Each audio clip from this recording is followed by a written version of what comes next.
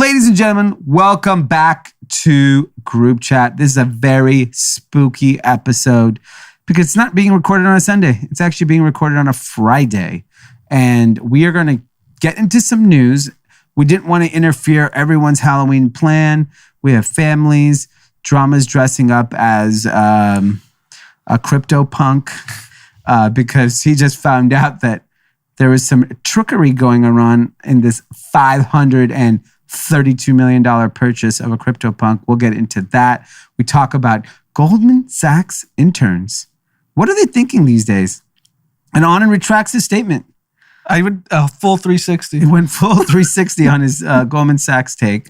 And we talk about Ethereum mining, and we talk about influencer brands. And you will find one common trait among all the brands we talk about. Let's get into that. And then we hear a great story from a listener who started building his wealth with merely $10. Yeah.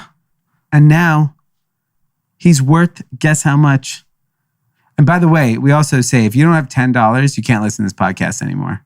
If you don't have $10 in your bank account right now, I think you should turn this podcast off and stop listening.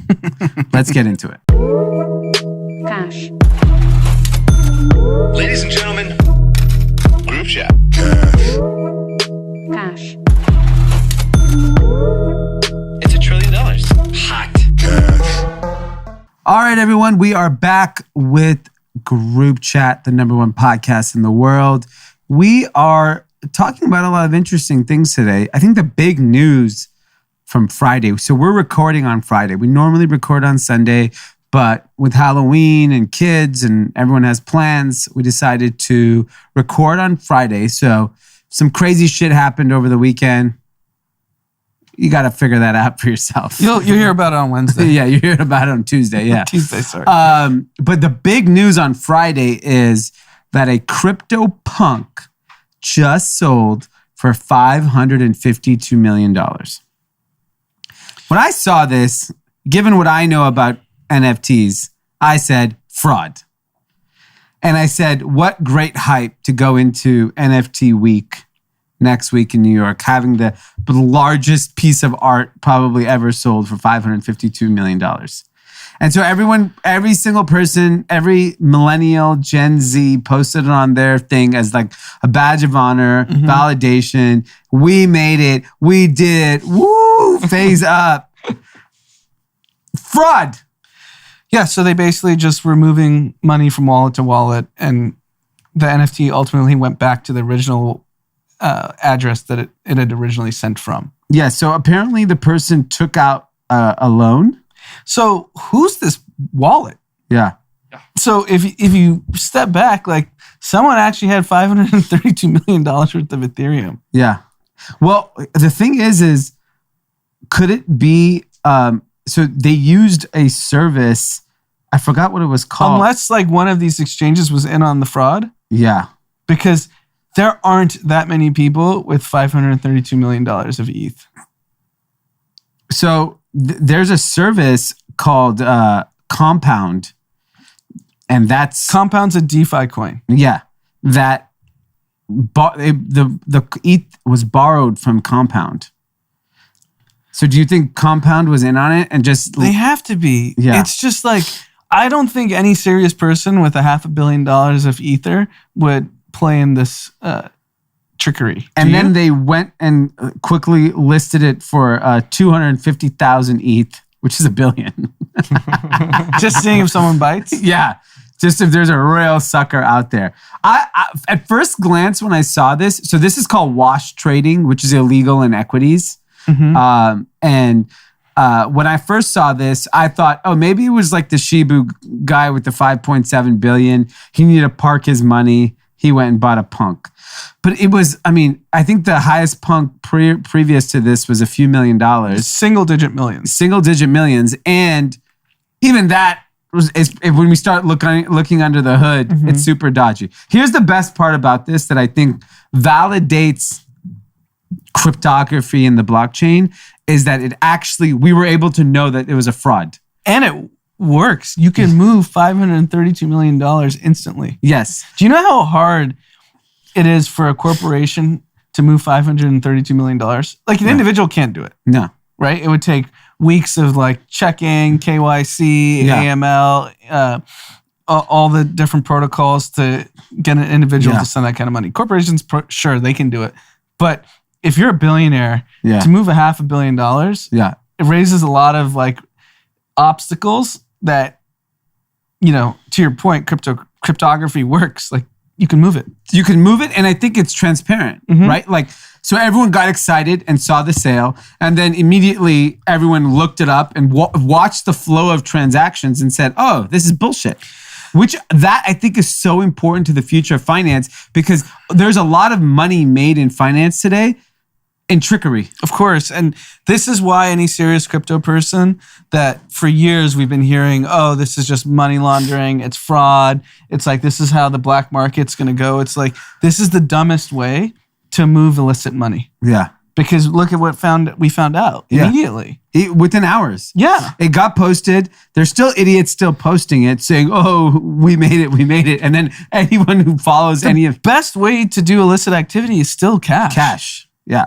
You can't track cash. No. You can walk in with the airplane full of $532 million of cash and dump it, and we have no idea where it went, who it went to. Exactly. And I think it validates a lot of points on the idea. I think it, I'm dying to know who's behind this, because it's a publicity stunt. Is it a publicity stunt for Compound that said, hey, we're handing out real money out here. We're open for business. Yeah, we're open for business. And by the way, everyone's going to look up. I mean, I went and looked up how this was done, and I was like, oh, what's Compound? I didn't know what it was. Now I know what it is. Yeah. Great marketing. And they said the fee was $800 to do all this trickery. $532 million moved for $800. That's unbelievable. I'm a fan of Compound. Yeah. I'm in a crypto fund that's a seeded Compound. Oh, okay. So this is a big day for you guys. Yeah. This little trickery you guys are pulling over a Compound. I think it's great. And I think, look, we're going into a huge week in New York City with NFT week. This will be a big talk about it. And I think if you think about crypto and NFT as store of value, then, I mean, this is fucking real money. Yeah, of course. That you're wishy-washing through it. And I think that becomes the challenge between deciphering as a speculator / investor / collector.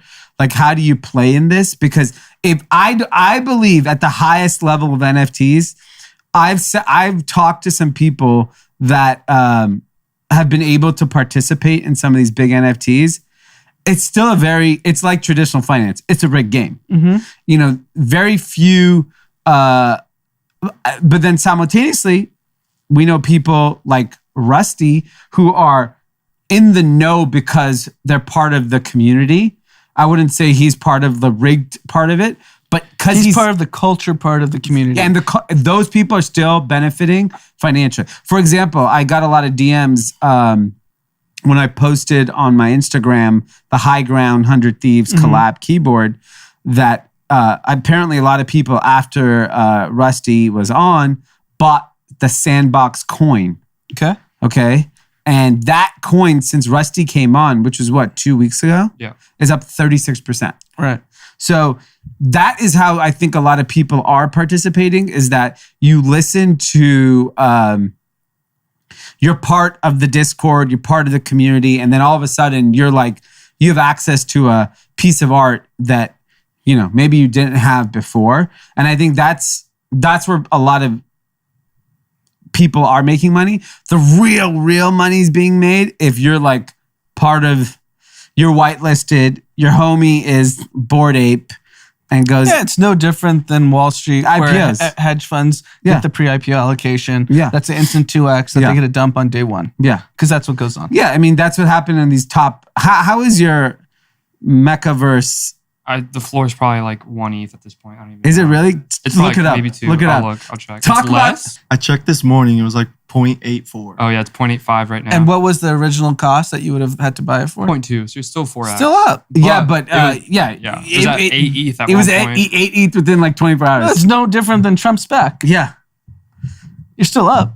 Yeah. The biggest difference between this world of finance, call it decentralized finance, and the old world is that everyone gets in on the fuckery now. Yes. Yeah, it's still fuckery in my opinion. What Wall Street does is fuckery. What's happening here Wall is Street's fuckery. just institutionalized legal fuckery. Yeah. And only certain people get to participate. Yeah.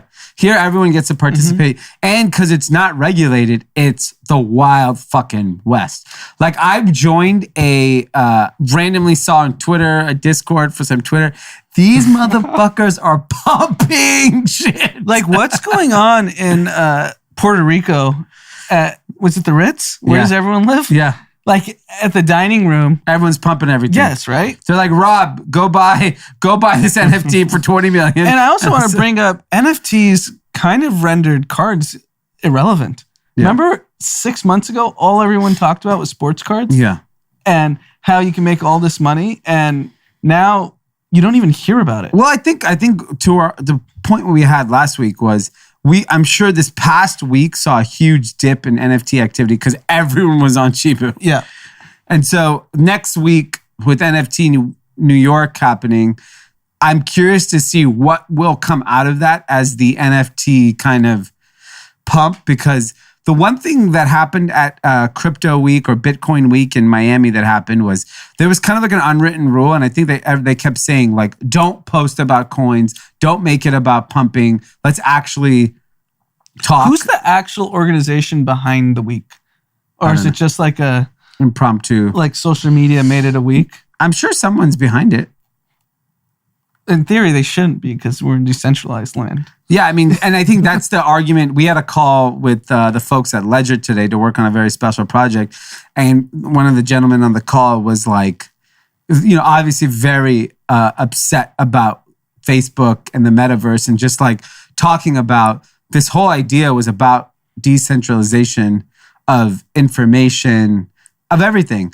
And Facebook ultimately wants to centralize it. Otherwise, they can't make money off of it. I mean, that's what we talked about in the last episode. Yeah, exactly. It's fake. Yeah. They're like, whatever Facebook's trying to fabricate is completely fake. Yeah.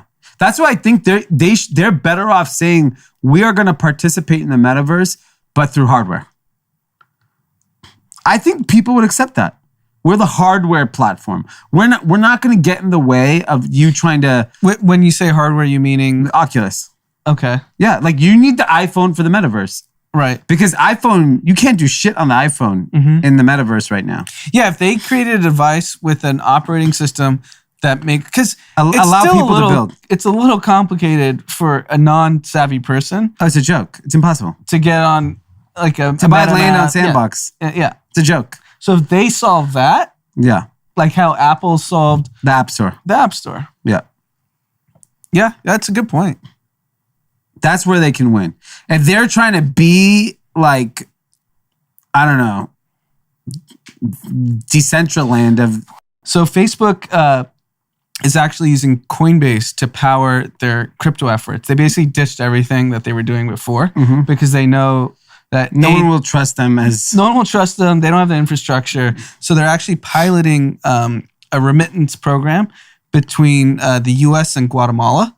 So it's actually very interesting. 56%. So what does that mean? So if I'm in Western U.S.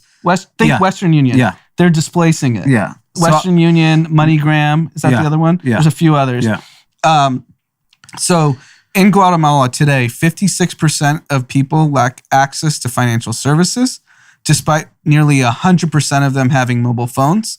Money sent from family and friends abroad contributes more than 14% of GDP, and 90% of those remittances come from the US. Wow. So 90% of that 14% GDP is money being sent. Yeah. Just, people who work here. And send back to their family. Send back to their families. Yeah. And they're using Coinbase to power it. Yeah. And on that news, all the money transfer stocks, like Western Union and whatnot, all went down. Yeah. Pretty significantly. So, but you could send it through Facebook Messenger? Correct. Oh, wow. That's insane. So think about how money will flow, because it's instant with no fees. Yeah. No, there's fees. Coinbase ain't going to do it for free. For now, the pilot's no fees. But whatever. Western Union is insane.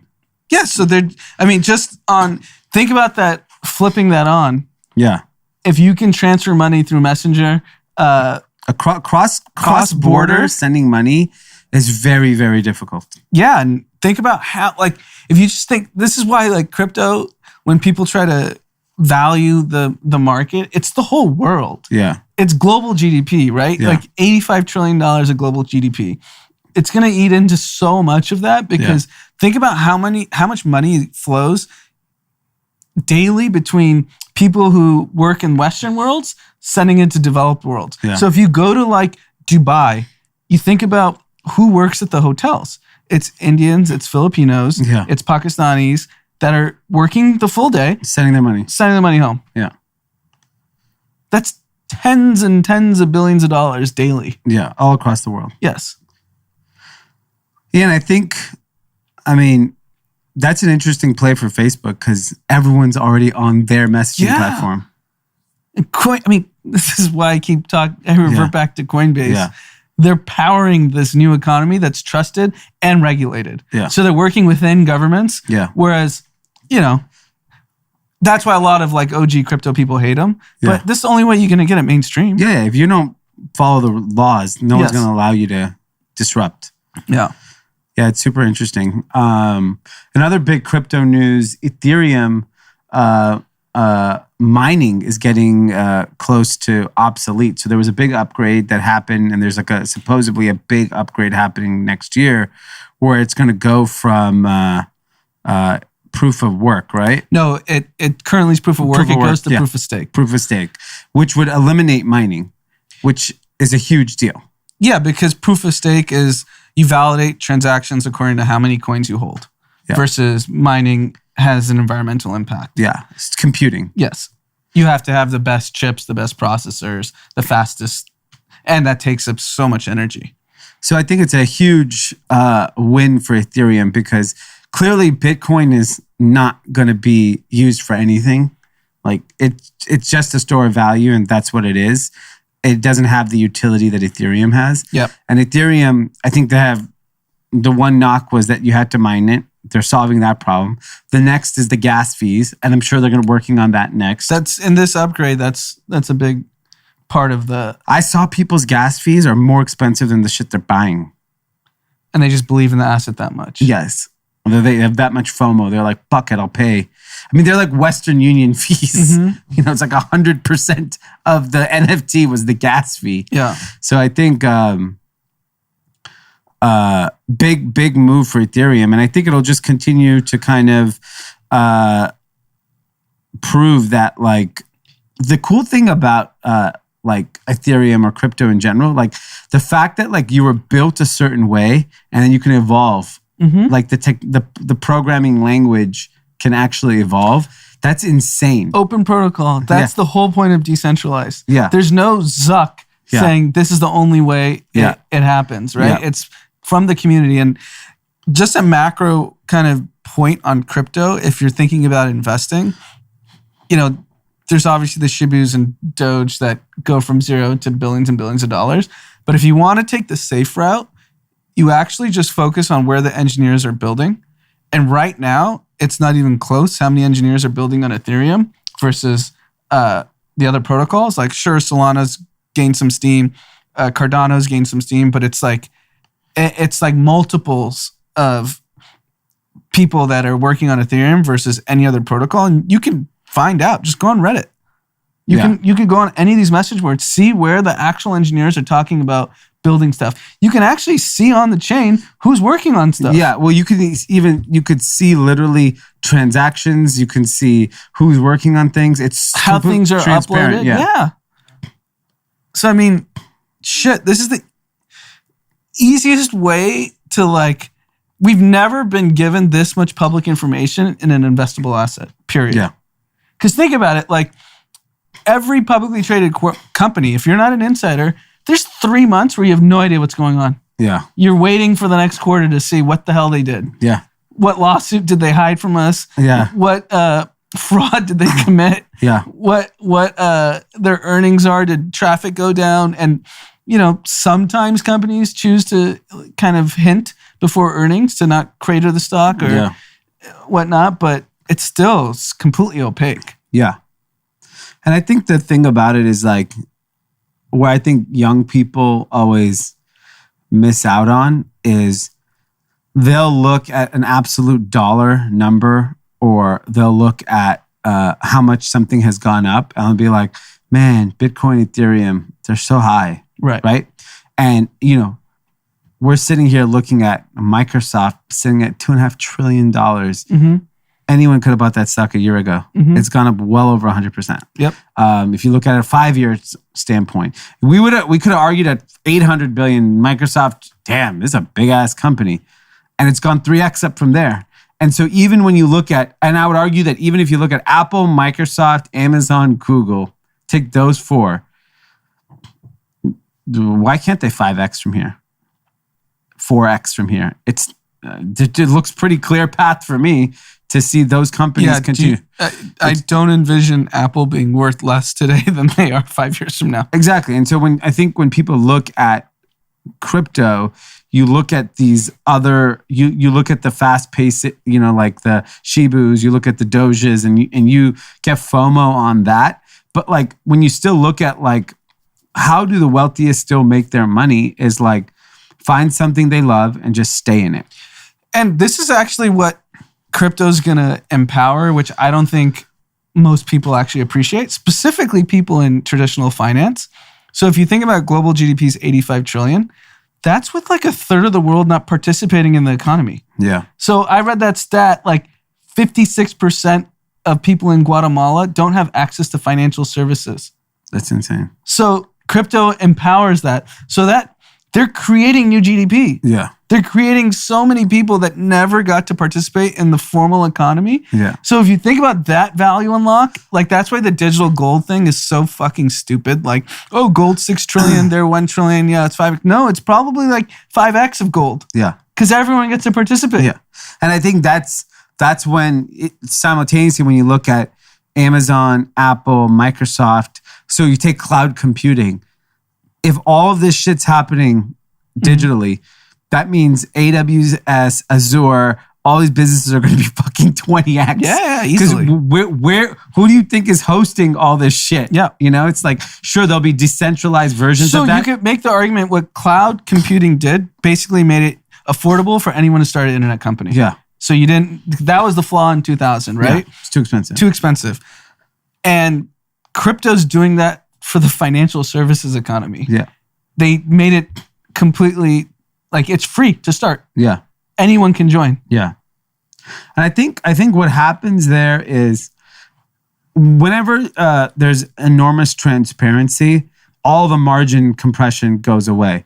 So then, you know, lending should be cheaper. Mm-hmm. Credit cards should be cheaper in the future. All of these things should be cheaper. Like access to capital should be cheaper because once it's like credit card processing. It was a fucking closed black box. And then Stripe came along and said, we're just going to charge you this. And it's fully transparent.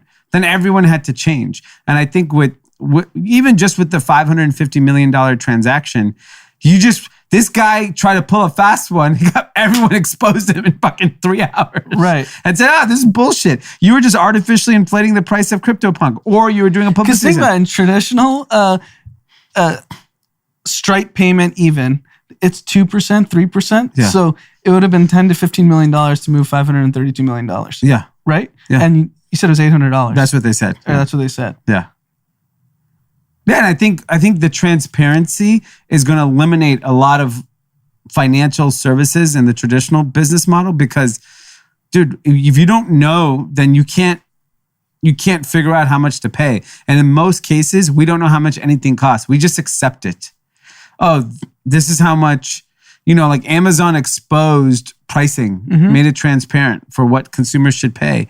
All of these things. And that's why I think like to the argument of like, how big is Ethereum? How big is Bitcoin? And I also argue, how big is Apple? How big is Amazon? How big is Google and Microsoft? I mean, like, if you're having to unlock a third of the economy, when all these people all of a sudden have money, where the fuck do you think they're going? They're going to Google to search for what the fuck they want, and they're going to go on Amazon and go buy it. Like, it's just what's going to happen. Like, these companies in the physical world are going to be the biggest beneficiaries of this unlock of wealth. Yeah, because, as soon as that farmer in India makes money because of a crypto protocol that they participated in, they're going to buy an iPhone. They're upgrading from the Android to an iPhone. Yes. Right? And then they're going to get some shit delivered to them and be like, I ain't going to the grocery store anymore.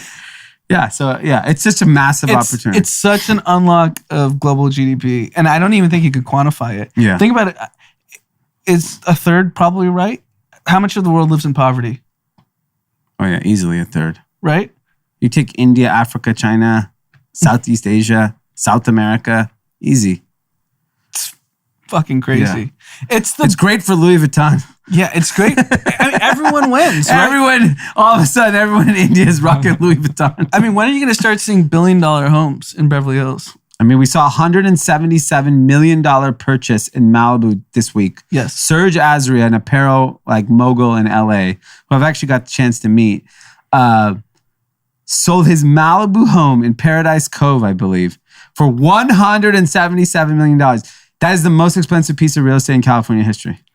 And I can't say the name, but I know who bought it. Yeah. It's a technology person. Yeah. And it's not his first, second, third, or fourth home, right? Yeah. So he's just willing to put 177 By the million. way, the Shibu guy with $5.5 billion, he may go to that person and say, I'll give you $500 million for that. Yeah. What the fuck does it matter? It's all...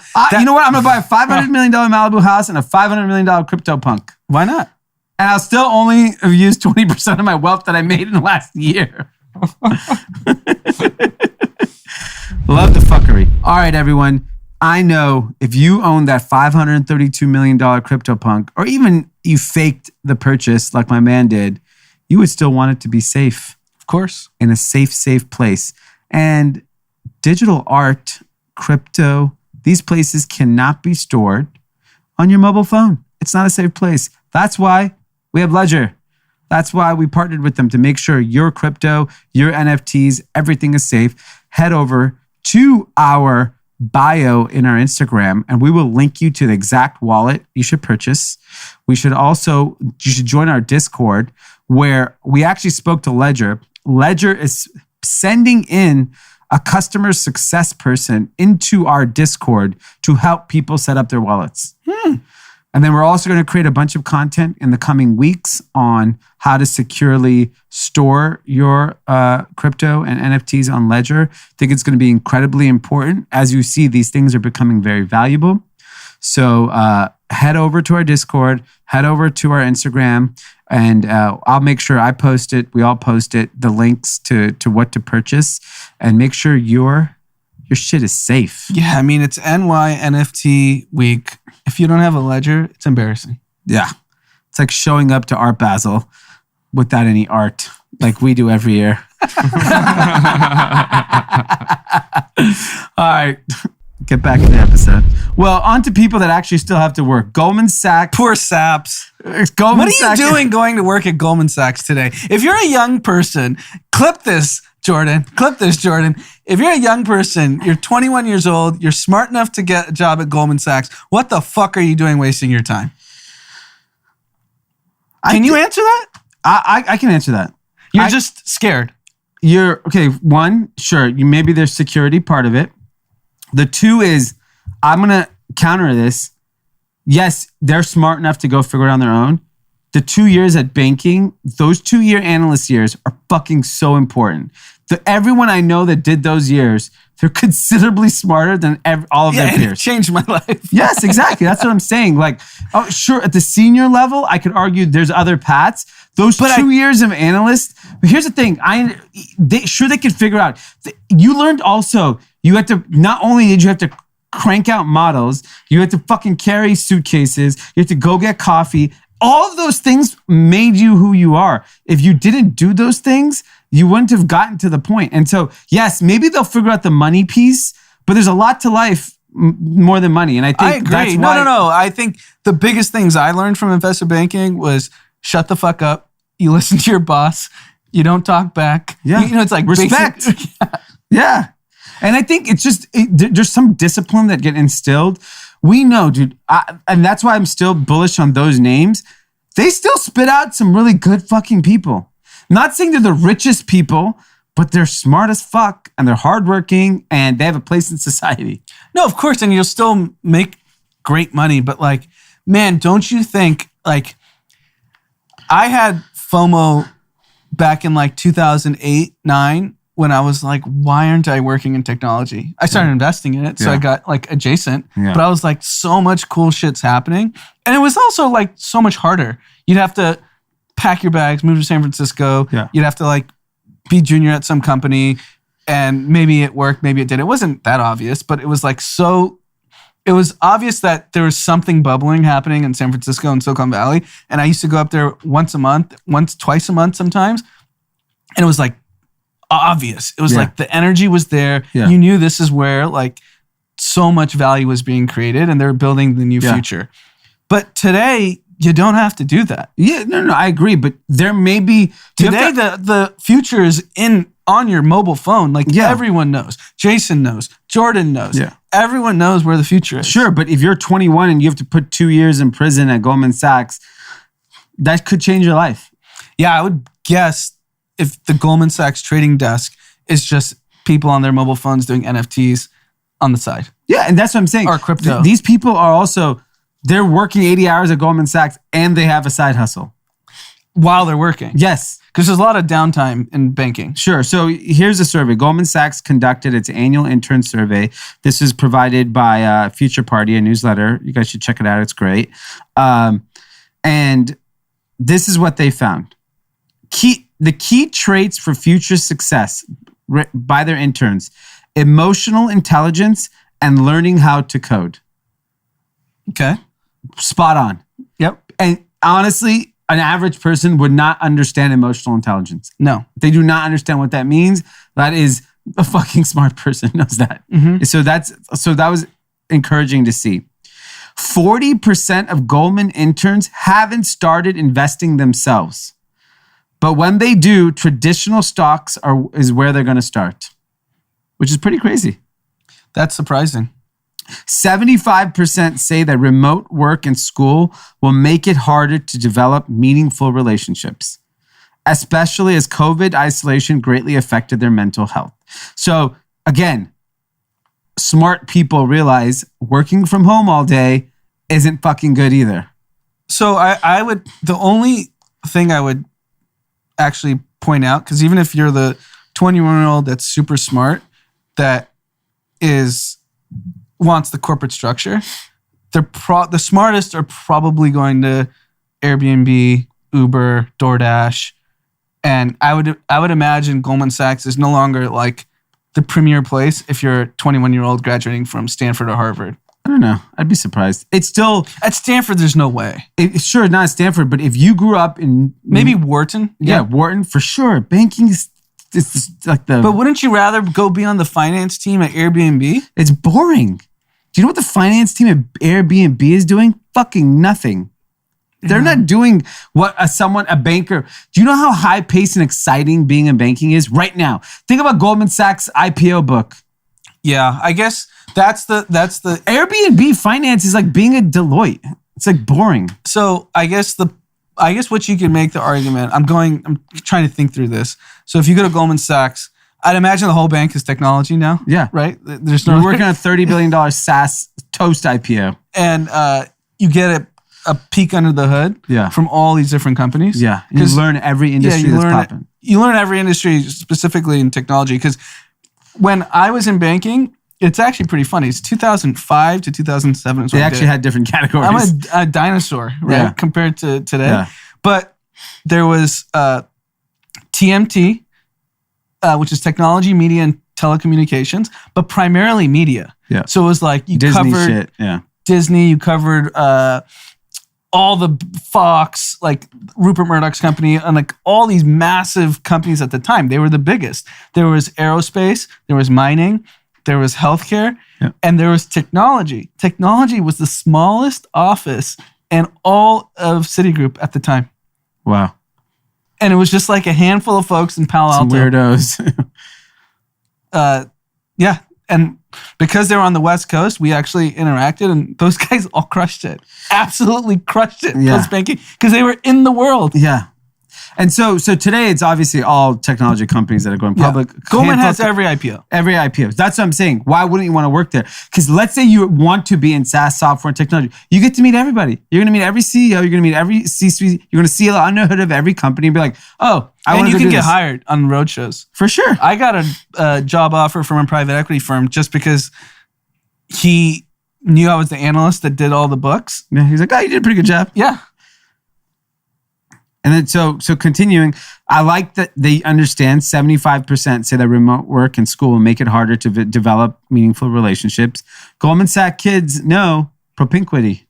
Yeah, and I will say, I'll take back some of my Goldman Sachs intern. Why would you do it? It's the only way at 21 you get exposure to high-level executives. Yeah. Because the intern gets to go to the big dog meetings. Yeah. That's part of like the grooming the people. Like I got to be in rooms with people that I had no chance. So you take it all back. I might. Maybe I'm wrong. Another interesting stat. Maybe don't clip it, Jordan. Don't clip this. The other interesting thing, 88% expect to get married. Only 57% said they'll think that one day they'll become parents. This is from 2019. It was down from 97% about parenthood. Wow. So no one wants to be a parent. Yeah. That seems in line with, I feel like, the way the world's going. Yeah. Because if you're a young person, especially post-pandemic, most young people were nomads, like Taylor. 3 months Nashville, 3 months Austin, 3 months Tampa, 3 months Salt Lake.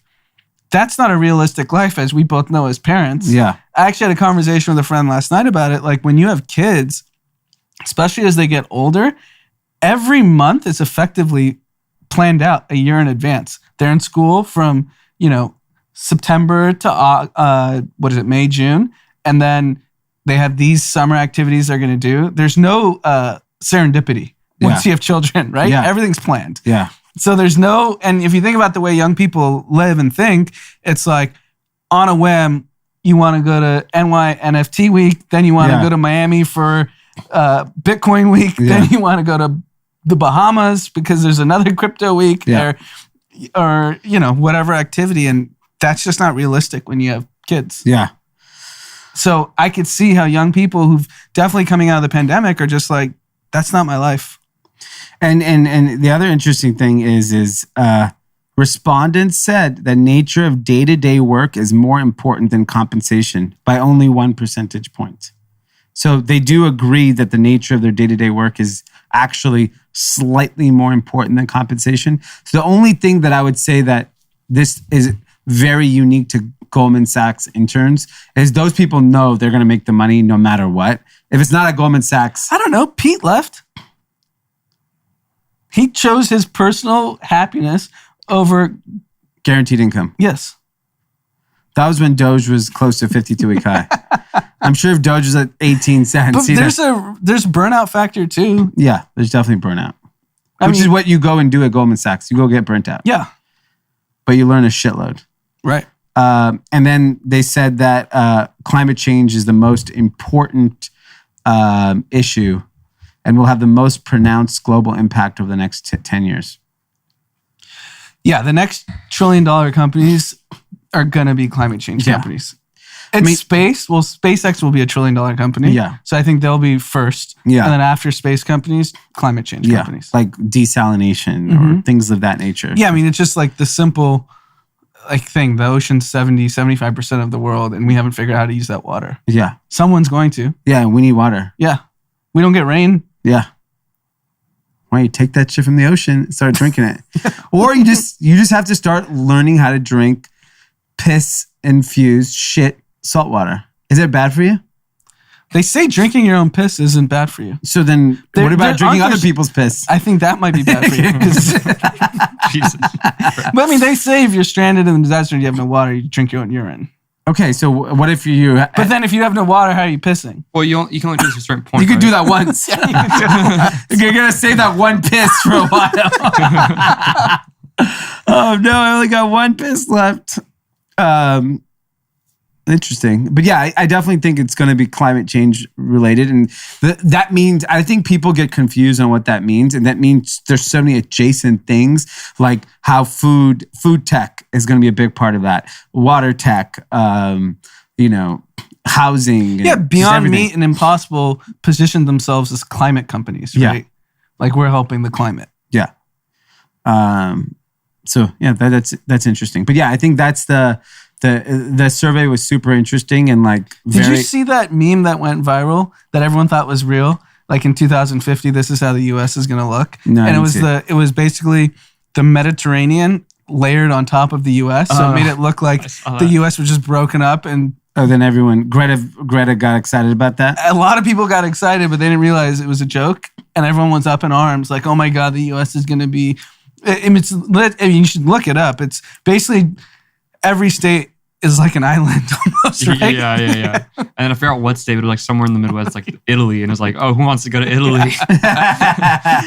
But that's how easy to go viral on the internet. That's insane. All right. Well, we'll see. I'm curious to see if we have any Goldman Sachs interns listening to the podcast. Holler at us.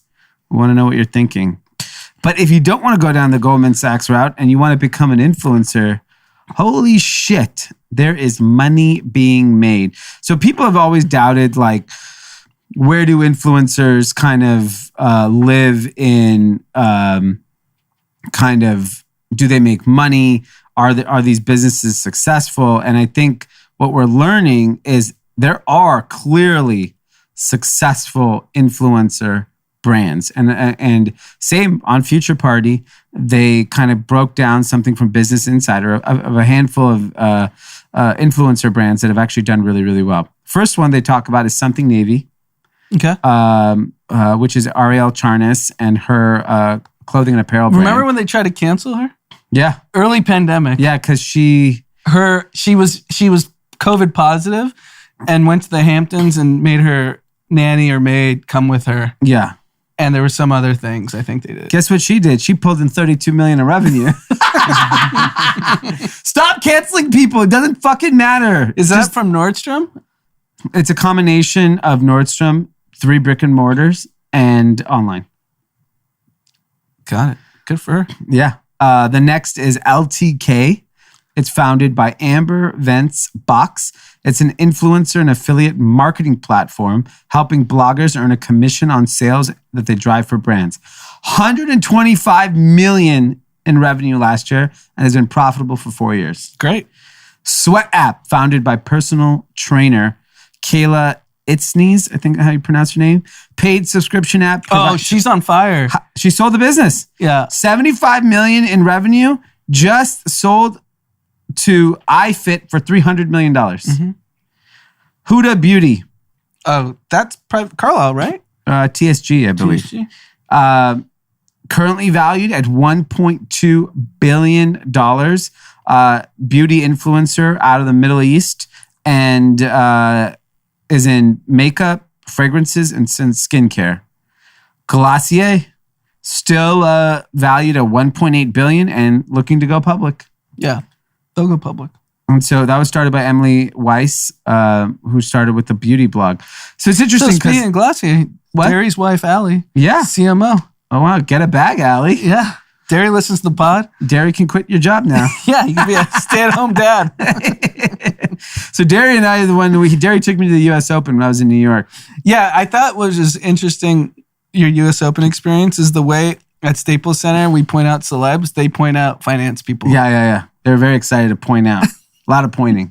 Like Bill Ackman, I'm sure. Bill Ackman was a big star there. Yeah. So Bill Ackman's the equivalent of Justin Bieber courtside at Lakers?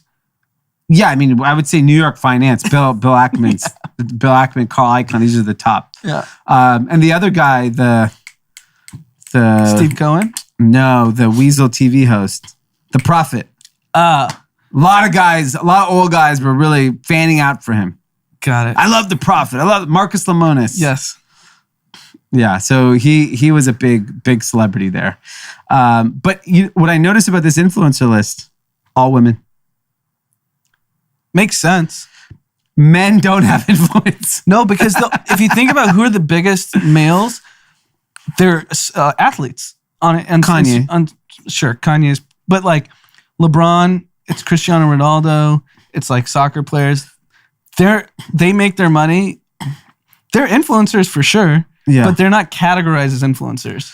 But they're professional. No, because they're professional athletes that have influence. They're not influencers. Right. So, for example, you could take FaZe Clan, are very influential, but their work path is video games they just so happen to be influential video game players, right? Whereas in women's categories, you can be great at the content you put out and actually have influence over people's purchasing.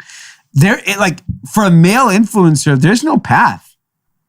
What the fuck is the path for a male influencer? No, for male influencers, they're known for an activity, whether it's gaming, athleticism. No, but that's the point being is for women get known for things and other women appreciate it.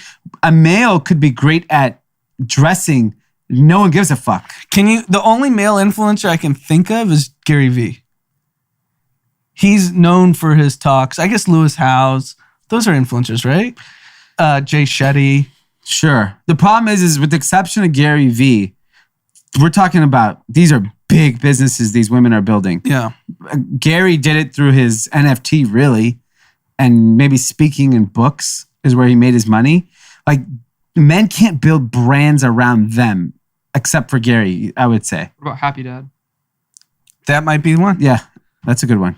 That is a good one. Yeah, Nelk Boys. Yeah. I guess Jake and Logan Paul, if they ever get into CPG, I bet you that would work. Yeah. But their business is still media. Sure. Right? Like they haven't been able to launch a product or a brand at the scale of these women. Yeah. Because you're talking about some of these are multi-billion-dollar companies. Well, I think almost all of them, right? Yeah. Except, I don't think Something Navy, but the rest were. Yeah. Right? I think, that one got bought for 300. But yeah, I mean, think about what male influencer do we know got bought for anything? For real substance. Gymshark? That's like the only one I could think of. Yeah. I don't know. Interesting. Well, so fellas, Step it up. Stay in school. Work hard. I guess you fellas go to Goldman Sachs. Yeah, Goldman Sachs. Because You're not building $1 billion. Yeah, you ain't building shit. Yeah, you better learn what the next Shiba coin learn is. the code. Yeah, learn how to code because no one cares what you think. I think it's super fascinating. When I was looking through the list of like influencer brands, it's clearly women. And I also think women consumers can appreciate another woman's perspective where a man can't. Men have a hard time hearing something that's not their own. Yeah, I would say men don't like to hear opposing opinions too. Yeah. So, but in beauty, you could see a style that maybe you never wore, and you'll be like, "Oh, wow, that looks fucking dope." And if you think about podcast land, the ones that are majority male listeners are all sports. Yeah. I think men are like very like. Well, Ben Shapiro. I bet you he has a lot of females. It's probably 50-50. Yeah. Yeah. But it's part of my take. It's Simmons. It's well, men are also stupid. Yeah. I mean, sports and beer. Like, we got the only men influencer brand is selling liquor. And then the other you mentioned was Gymshark. Gymshark, yeah. Weights and alcohol. Men are fucking dummies. Oh my God. All right. Do we have anything else? Any shout outs? Double check. Let me double check. I actually have a shout out. He didn't tell me if I could use his name, but I want to share the message. He wrote me this morning and basically said, I'm an active listener of the pod. You guys have really made a difference in my life. I remember a few months back, you guys, Ian from Ledger, and another person always were like, the only way you get in the game is to start. Just you have to put something in. Yeah. So he started with $10 in his Robinhood account. Oh, nice. And then he slowly worked up to $40 a week. And he sent me his Robinhood account. He's at $777. In the last month, he's up 20%. Wow. That's how you make wealth. Yeah. People don't understand how simple it is of the weekly. Yeah, $10. Yeah. If you're listening to this pod, you have $10. Yeah. Right? When did you say Yeah, that? I mean, if you listen to this pod and you don't have $10, you should stop listening to this pod and get a fucking job. Yeah, that's also true. Okay? You should do a double take on your life. Yeah. You should stop listening. If you have less than $10, please do not listen to this podcast. Stop listening right now. Take off your. To literally stop it, pause, go get a job. Because if you don't have $10, you're not getting dinner. I would guess most people that listen, not everyone who listens to the pod is eating dinner tonight. Yeah, I mean, unless you're on a diet. Yeah. Yeah, he started now. He's gonna be in 4 figures really soon. Yeah, by the end of the year. Sooner probably if he gets a Yeah. little pop. I don't know if he's got Shibu or not. Well, he's on Robinhood, so no Shibu. Unfortunately. If you're patient with it. I used when I was at 16 years old. I used to use before Ben, it was AOL to track my stocks, and then when I got into college, Yahoo started building Yahoo Finance, and you could track. So I think like right during college or early, right when I had bought a bunch of stocks that I think at that time was like an Ameritrade account or TD Waterhouse, one of those, and I never updated it. Like ever, I never looked at it again because I ended up selling all the stock and starting my business with it. So I never looked at it. I went and looked at the 4 companies I bought. 2 of them were out of business. What were they? Like duck, bust, like those types of companies, high flyers. The other 2 are up like 100x. What were those? I think it was like I don't want to say if it was Qualcomm or Connexent or one of these like tech hardware companies, but like, yeah, it's 20 years ago, but like 100x is fucking nuts. I mean, if you want to just take the most recent example, forget Shibu because you know that's gonna vacillate. Ethereum was $100 in 2020. Yeah. How about this? That day we did the live Twitch, I was drunk. And Ian's like, D, why aren't you buying Ethereum? Whatever. And you're like, you should buy Ethereum, whatever. During the Twitch, I go to my Robinhood and buy Ethereum. Fake Ethereum. $500. $500. What is it now? 4,000? And I bought a decent amount. Yeah. Ethereum was in the single $100 for most of 2020. Yeah. After the crash in March. Yeah. But like September, I don't think it was much more than that. It's crazy. Crazy. Yeah.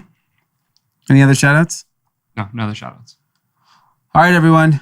Have a great week.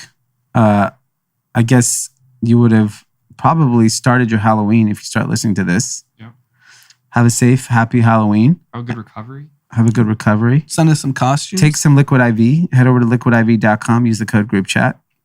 Get 20% off your recovery. And we'll see you back on Tuesday. Bye-bye.